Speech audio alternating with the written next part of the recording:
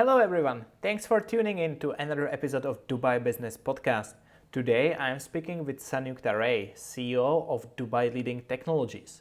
She shared her amazing story from how she acquired a business 7 years ago to how they are handling today's crisis or how it is for a woman to lead an IT company in Dubai. But since you're here, during the last weeks I've spoken with several business leaders and entrepreneurs who felt a bit overwhelmed with the current situation.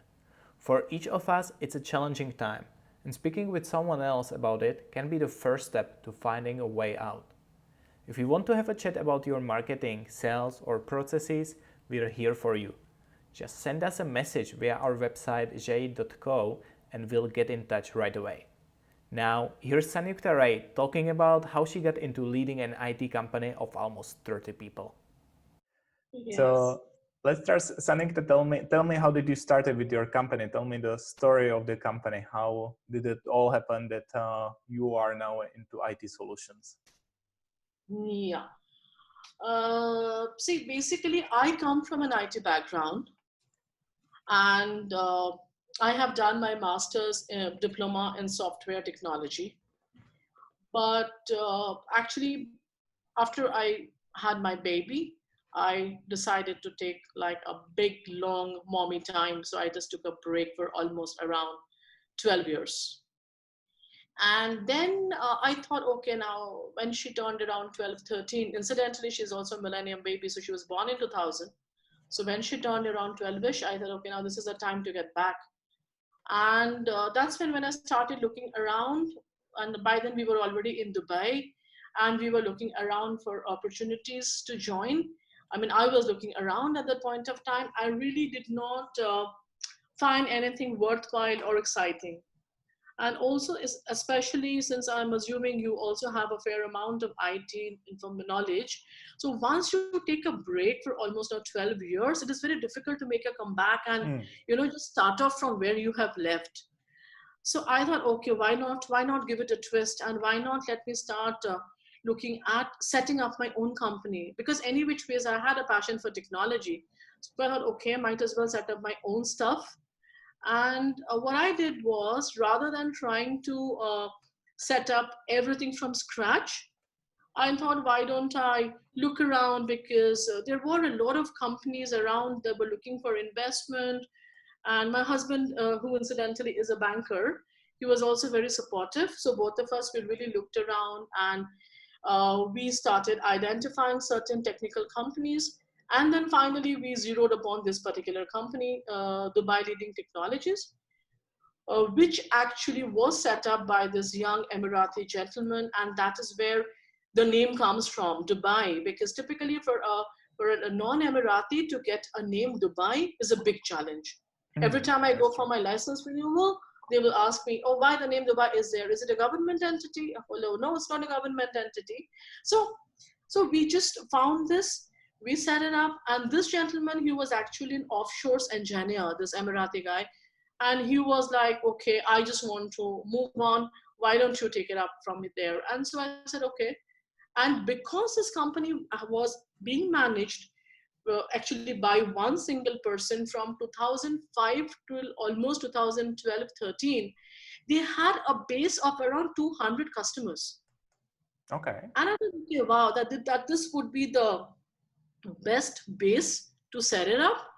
And also you already have your clientele in place. So all that you would have to do is to basically get your products and your technology and start selling it to these segment. And they were actually across a huge gamut of industries. They were retail and FMCG and hotels and construction segments. So various places where I really felt that the plan that I had in mind, the vision that I had in mind, that would be a perfect fit for this environment. And that's when Dubai Leading Technologies was reborn in 2013, 7th of January. I still remember the date. Wow. Yeah, I don't forget it. It's like another baby, isn't it? It's like another baby. Exactly. Yeah, that's right. Sanjukta, how was the takeover process when you were taking over a company from someone else's company, which has been running by then for 8 years already? what was the takeover process? How did that look like? See, basically what happened was, luckily, since my husband was from the banking background, so we had actually already appointed one a CA, like a chartered accountant, who did all the due diligence for us. He did all the audits, everything. And then when we were happy with the uh, fact that, okay, the records are all in place, everything is identified well, so that's when we decided to kind of get to the negotiation table, and we had discussions, and that's it. And we just took it over. I mean, I bought it over, and uh, prior to that, the last 12 years actually, uh, since I've also been a freelance writer. So I used to do a lot of my stuff from the house. I was into Mhm. writing, I was into technology. So actually, the whole idea of setting up your own company and running it like a commercial endeavor was something which was very exciting, I must say. Okay, that's great. Uh, would there be something you would recommend to, with that experience you've had, to either buyers or someone who's getting the investor on board, what you've learned during the process? I know it's 7 years ago, but still it's unique experience you had. Would Mhm. you recommend something to buyers who are taking over companies like you did? Yeah, first is the most important thing is you need to have all the facts and figures in place. So if you yourself don't, not a maths person, which I am not, so you really need to hire it. You have to outsource it to somebody who would actually do all the records, all the due diligence, actually maybe do a full-on audit.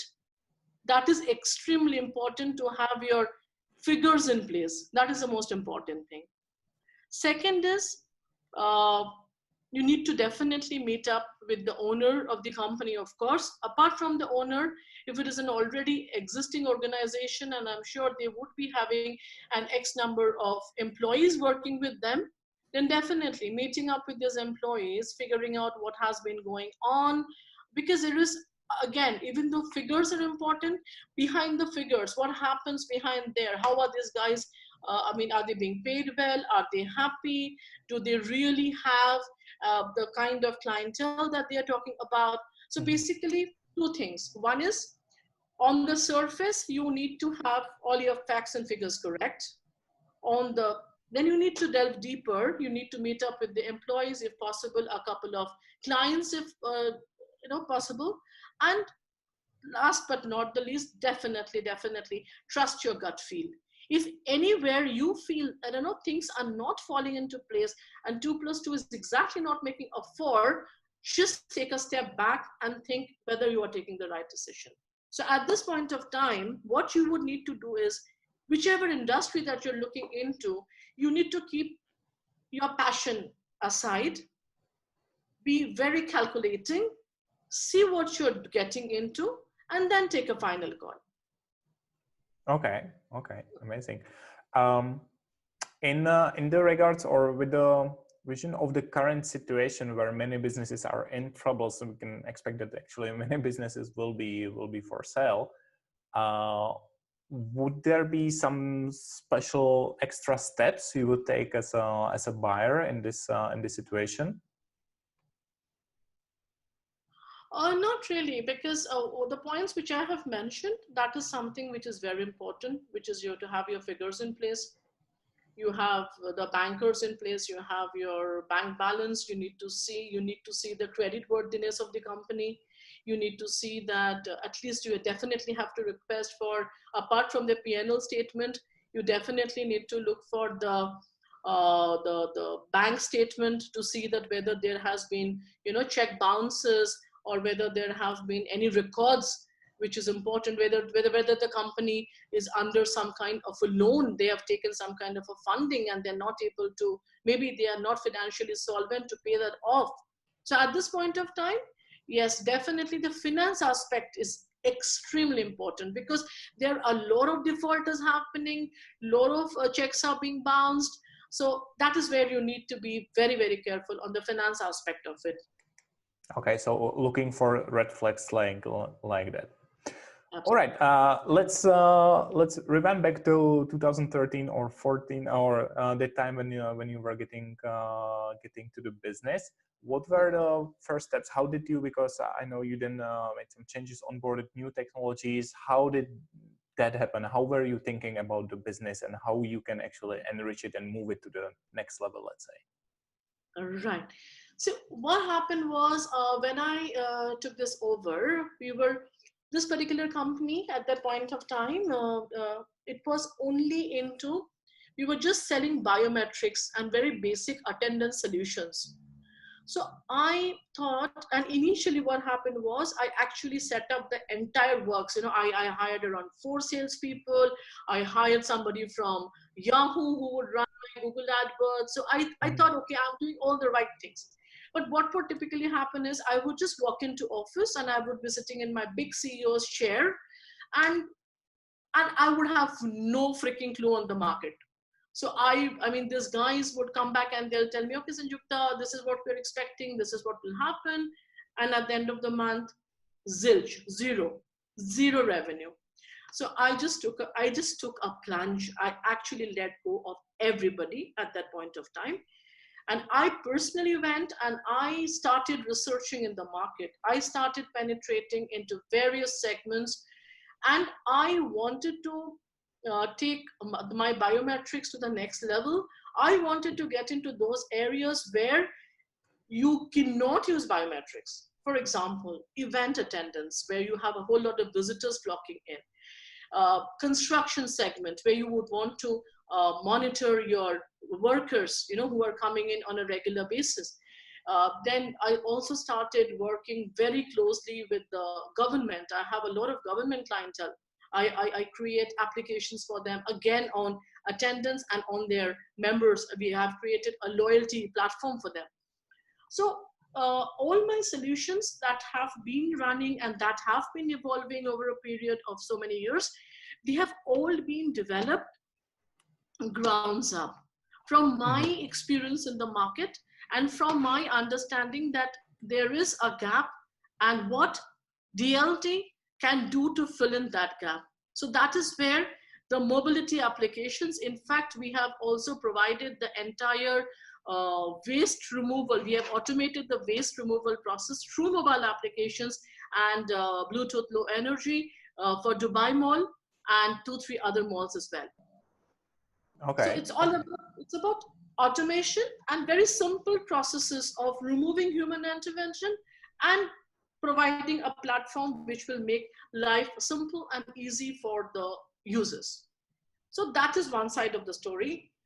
But what happened was, because of my enthusiasm of being a techpreneur, I actually started ignoring, or rather I overlooked the aspect that I also need to grow as a company in terms of the financial growth. And I remember one fine day when my CA had told me this, Sanjukta, your business cannot be your hobby. You need to make money out of this if you want to survive. So that is when that actually, it was a wake-up call for me. And that's when I started again exploring. And around 2017, we got into the distributorship of two very large entities. One is in Takeover. These are the cameras. We are the distributors, one of the biggest distributors in UAE. And also we also started getting drones from DJI. And now last year as well, we have also added some IoT products, and we are operating through our power retailers like Jumbo and Giraffe DG and those kind of places. So what actually began, when I took over the company at that point of time, they had only one manager and one driver. Today, we have grown from a 300,000 dirhams revenue to an AED 15 million over a period of 6 to 7 years. We have set up our own offshore development unit in India. We have our showroom in Abu Dhabi, and we have our main corporate office in Dubai. So it Wow. has been growth, and I love being a part of that growth. Yeah. That's some journey. Let's pause there because you said so many interesting things. I wanted to let you finish the story, but I want to get back to it one by one. Sure, of So course. first of all, Yeah, when I start uh, talking about my company, I don't stop. Sorry about that. we all do. That's fine. That's why we have you here. Uh, Yeah. First of all, you said that you kind of had to restart the company at the when you came on board, and you had to let everyone go at that time. The team which was there. No. Initially, what happened was when I took over the company from this Emirati gentleman, it had one manager who was running the show so far and one driver. That's it. Okay. When I came on board, I thought, okay, now if I have around 4 verticals, so for 4 verticals, I would be needing around 4 salespeople and somebody to run the Google AdWords and everything so that we have inquiries coming in on a regular basis. So when I came over, when I took over, I had this entire team of 5 to 6 people, irrespective of my revenue plan. I had Mhm. already added on to my cost. So my overheads were massively high. But month on month, when I realized that I don't have the money to pay salaries, pay utility, I do all of this, that's when I let go of that team. And I again revamped the whole thing from a scratch. Okay. I believe it must have been super hard decision. Shortly after you hired all those people and you were probably very excited about the new business and how it will go, you had to decide to jump on a brake basically and let them go. How was that? Um, it was scary. It was overwhelming. Um, there was a lot of self-doubts that whether I'm doing the right thing. Maybe I should have been happier off in the house writing my freelance stuff. It was, yeah, it was but again, it was uh, a challenge which I took it up, and I'm glad that I took up that decision at that point of time. Otherwise, till now, either DLT would have been, to be honest, shut down, or uh, I don't know, I would have burnt out as an entrepreneur, and I would have just, I don't know what I would have done. Hmm. Again, maybe nowadays many businesses might reach that stage that they will need to very carefully reconsider how they will continue the business and if they will be able to continue the business. Many businesses are letting go people. Would you have any recommendation in such situation, given you already went through something like that? Um, See, first is whosoever is the company owner at this point of time, you would need to understand that what is the domain that you're into.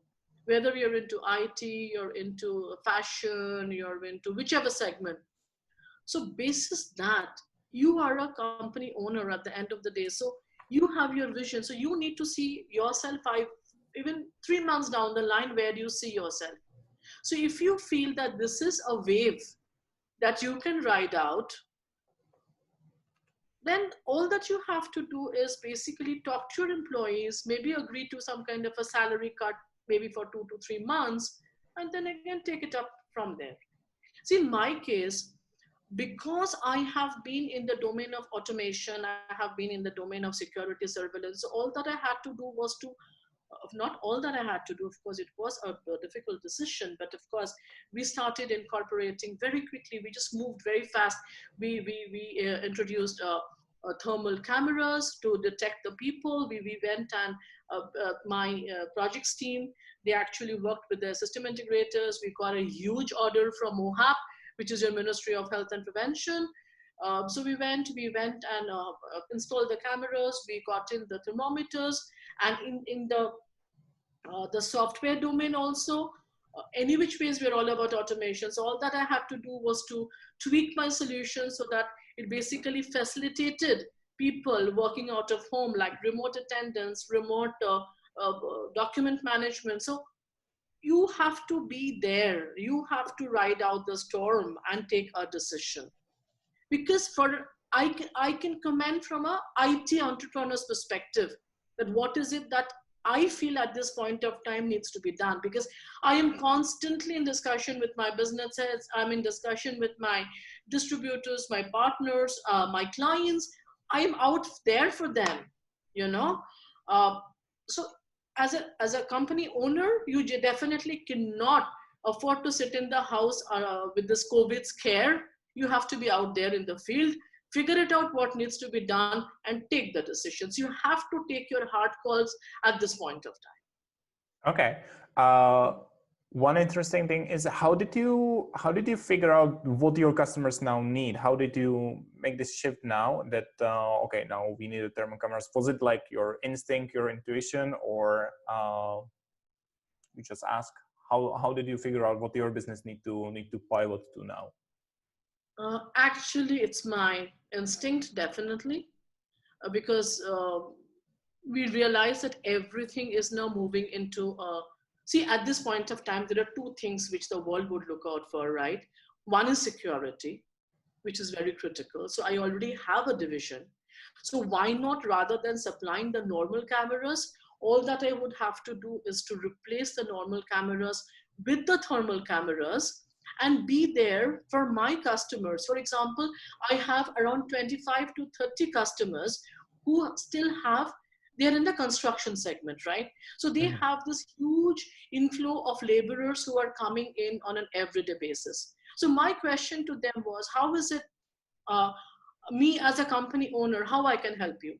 So that's when I realized, okay, at this point of time, what they would need is a thermal camera or a thermal imager to ensure that the people are coming to work, yet at the same time, if they are infected, if I may use the word, if they are carrying the virus, they should not infect others. So that is what helped me in taking a decision, talking to my clients, and then trusting on my gut feel that what would be the best option to take it forward. Okay, okay. Were clients in this situation from such a segment like construction, for example, how fast they were reacting to the situation? Were they able to adapt quickly to the solutions you were proposing? Yeah, of course. And that is the reason what we did was I introduced a gamut of products. Like for example, the large scale hospitals like say Burjil or say Mohab, all the hospitals, we fix the thermal cameras, which are of course high end products, which only the government entities can afford. For my construction segment, where obviously people are under a lower financial status, so we came up with something called a thermal imager.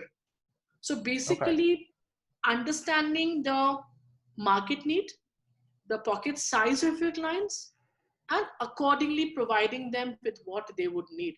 If my client, poor guy, he's not even able to manage to pay his workers, I cannot go and sell him a 55,000 dirhams worth thermal camera. He will tell me to go for a walk. I mean, not possible. So that is what you have to be intuitive, you have to be intelligent, and you also have to be humane. At this point of time, you cannot, just because you have what they need, you cannot afford to uh, take advantage of it. That is something, because you know what, at some cases, I've actually given some of my solutions free of cost. I said, guys, you all have been doing business with me for the last 4 to 5 years. It's fine. Just go ahead and use it. We'll think about payment once things improve. That's Uh, amazing. That's yeah. it's really nice approach. Okay, let's go back to before all the Corona situation, because you mentioned a big growth in the revenue of your company, and several times you touch on the topic of your sales team. How does it work now, or how did it work before all the Corona madness? How did your sales team or your sales process work? Okay. Actually, as I mentioned to you, we have got three separate segments. One is the software, which is the automation.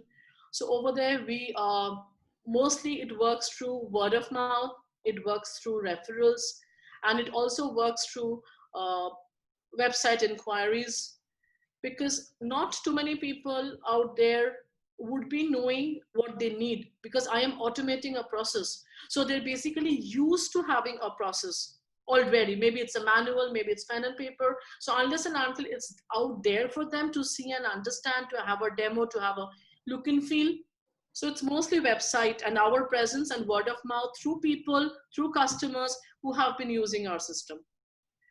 On the distribution segment, we already have a very nice sales team, and they have been operating through our channel partners. We have identified power retailers like Axiom, Sharab DG, Jumbo, Carrefour, Virgin. So we have our products out there as well for people to come and buy. We have our salespeople actually going out to the streets of, say, Dera and Computer Street, selling our products as in the CCTV cameras. Mhm. And of course, our Abu Dhabi showroom itself acts as a speaking point for itself, where we have a lot of walk-in customers who come and pick up from there as well. Yeah, so that's about it. So as actually these are two very different segments. On the software, as I said, word of mouth, referral, etc., a website. And in the hardware segment is all about setting up the processes through your channel partners, through your power retailers, and just constantly following up and ensuring that things are moving the right way. Okay, so now your business is lucky and to have enough referrals and inbound sales, we can say. But you mentioned back in 2013, one of the first people you hired was someone for online marketing, someone to run your Google AdWords. Is it something you're still depending on, or you figure out it's not for your type of business? We definitely need Google AdWords. We have a very interesting website, and in fact, we are going live uh, on one section of the website where we have created a portal called COVID-19 Solution, so that when people are in need, they can actually come into our website and see, okay, Dubai Leading Technologies has a bouquet of solutions to offer for COVID-19. So yes, definitely Google AdWords, SEOs, digital presence, being very active on social media like Instagram, Facebook, etc., is very helpful for sure. Okay, so it's still one of the channels you're kind of relying on for your Yes, marketing. yes, of course. Yeah. Okay, perfect. Let's now probably get back to today. And you mentioned you're just launching the COVID-19 solution part of the website. So what are your thoughts about how you think like the whole ecosystem on actually for your business, how it will change after the main wave of the pandemic is over? See, the thing is, we have actually been able to ride out the two toughest months, like March and April. May also has been going pretty good. So yeah, so I think the solutions that we have identified, the solutions that we're constantly adding on to it, and coming up, like we have various partners, like for example, in the software segment, we have identified something called a virtual board, wherein people would be able to do their hospital visits, their banking transactions, all through an online portal. So we have, being from, that is the thing, being from a technical background, it really helped me to understand the need of the market and continuously evolve and come out with solutions. And because you know what, I as a person, I don't believe in competition at all. From my childhood days till now, I've always believed in collaboration, and I've always believed in leading from the front line. I just cannot afford to sit in the safe confines of my house. I need to go there to. I've been all over the place actually. Whenever they were fixing the thermal cameras and everything. And this is off the records maybe, so you can just delete this once we are done. Actually, I did come in contact with one COVID positive patient, Mm-hmm. and I was actually called to Abu Dhabi. I had to go for my COVID-19 screening, and I'll just show you this in a second. Yeah, and I have this wristband here, which Okay, is a tracker, which has been put by the Dubai government, so that I'm actually currently in a home quarantine. I see. And Okay. I did it because I felt that I need to be there with my people, with my team when they were out there in various areas. So yes, it's an experience, Lucas. It's a journey actually. You just have to be there, you have to feel it. Only when your team sees that you're there, that's when they follow you. Mm-hmm. Yeah. Okay, definitely. It's I notice it's one of the things not all leaders actually realize. Some have a little bit disappeared, and as they don't have the day-to-day touch with their teams as they used to do, then No, no, now no. it's very very challenging. That is the worst thing that you should do during this time. You need to be there for your people. You need to be there for your clients, because if you are there for them now, post COVID, they would be there for you. That's Absolutely. important. Yeah, exactly. Absolutely. Okay. I wanted to zoom in one area of your product and how you think that might change in the future. That's the attendance system. Now, as many companies had to discover the beauty or the horrible side of remote work or work from home, uh, Mhm. how do you think this area is going to develop? And I'm asking especially because we're in 2020. All those benefits as flexible work and nice attitude to employees has been a trend before the crisis because there was not enough skilled workforce. So how do you think this will develop? Oh, that is what, see, we basically right now, as I told you in the beginning itself, I was never really very happy with this traditional practice of doing biometric based attendance ever. So any which ways, I had felt that there was a gap, there was need for automation. So that is when I had already some of my solutions, not some, sorry, majority of my solutions are on mobile application based. So today, all that it needs for me to do is to provide the same platform to my existing clients and also to my new clients, where they can simply utilize my app. Like typically, I'll just give you one example. Supposing, say, somebody is working from their home environment. So Mhm. we have an application. So all that they would have to do, they would have to just turn that on, log in. So it basically picks up the geolocation and it picks up the time, and then they just log in and then they just do their work, and they also have a task list.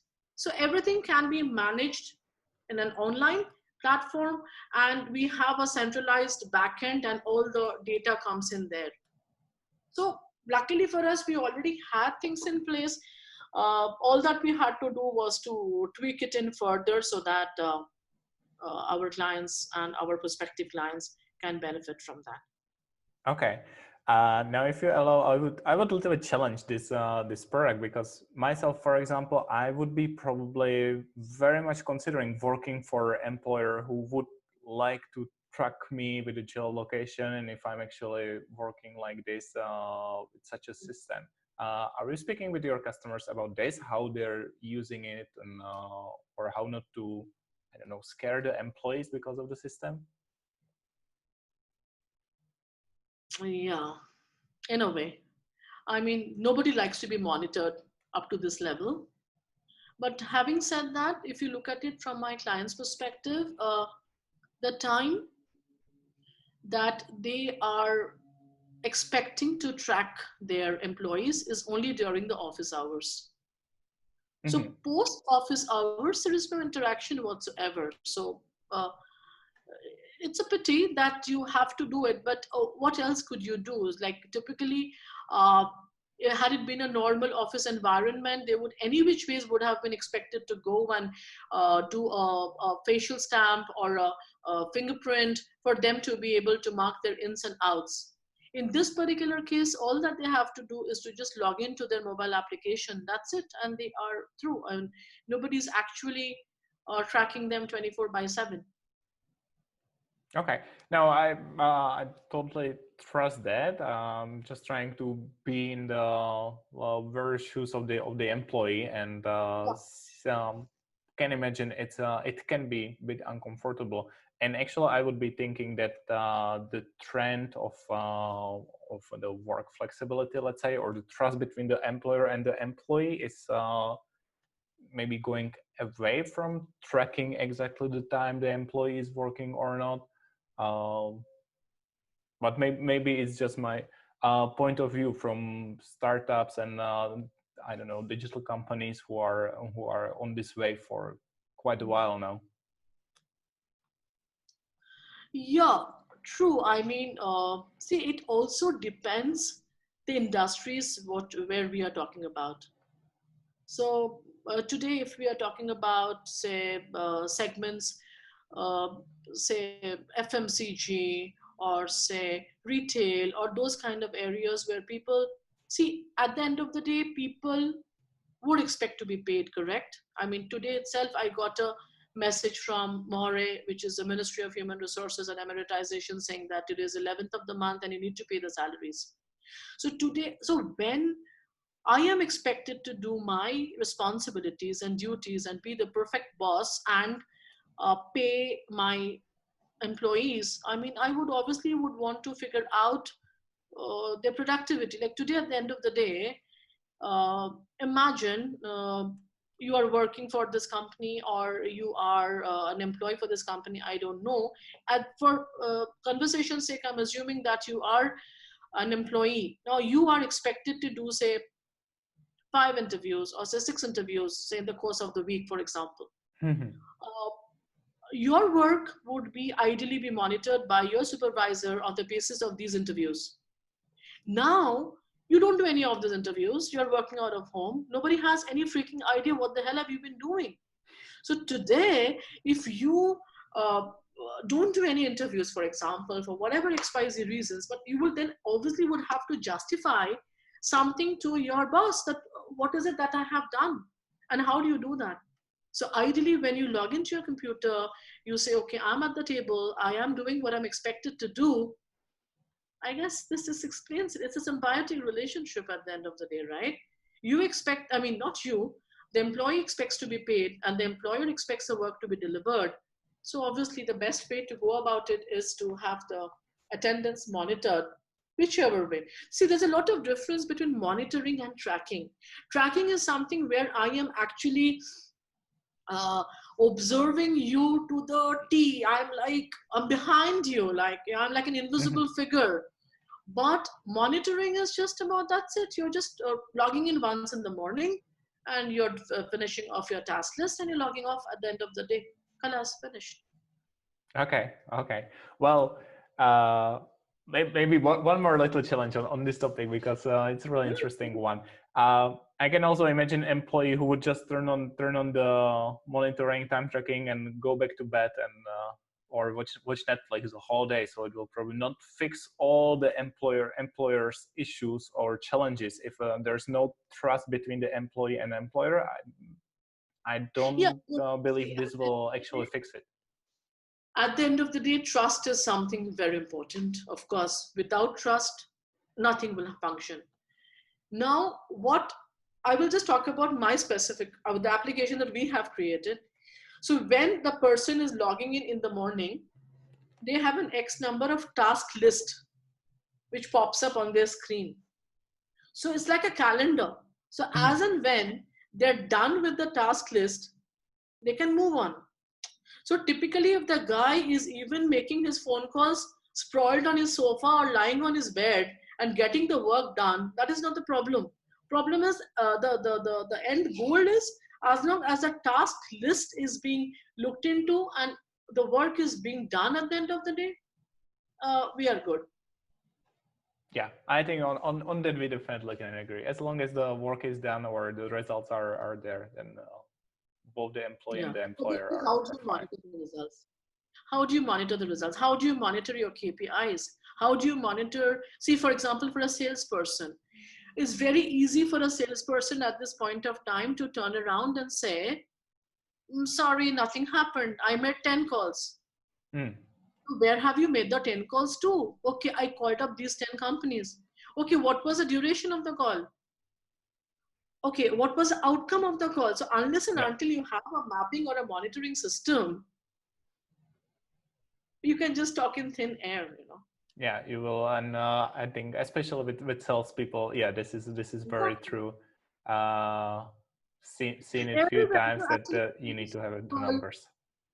projects people also, because for example, I have a developer, for example, I have a team of say around 8 to 10 developers sitting out of India. So all of them have been allocated a task. So unless and until they clock in what is expected of them for the day and what they have done at the end of the day, your projects will never end because they can come up with any excuse under the sun. Hmm.